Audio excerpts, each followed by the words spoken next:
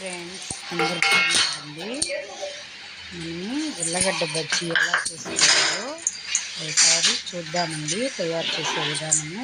ఒక బౌల్ తీసుకొని శనగపిండి, బియ్యపిండి, కొంచెం పసుపు, కారం, సాల్ట్ అన్నీ వేసుకున్నామండి. అప్పుడు ధనియాల పొడి అన్నీ వేసి కొన్ని వాటర్ వేసుకొని బాగా కలిపేసుకున్నామండి.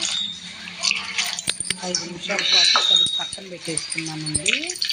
ఉల్లగడ్డ మంచిగా కరిగి పక్కన పెట్టేసుకున్నానండి. ఒక్కరు వంట సోడా వేసి దాన్ని బాగా కలిపి పక్కన పెట్టుకున్నానండి. ఉల్లగడ్డ కలిపి పక్కన పెట్టేసానండి. చూడండి ఫ్రెండ్స్, ఆయిల్ పెట్టేసుకున్నామండి. ఆయిల్ ఆల్రెడీ దాన్ని పోసి పెట్టేసుకున్నానండి. కొంచెం బాగా వేడయ్యాక ఇప్పుడు మనము ఆ ఉల్లగడ్డ బజ్జీలాగా వేసేసుకున్నామండి. 5 నిమిషాల పాటు ఇలా వేయించుకున్నాను బాగా. ఉల్లగడ్డ బజ్జీ అండి.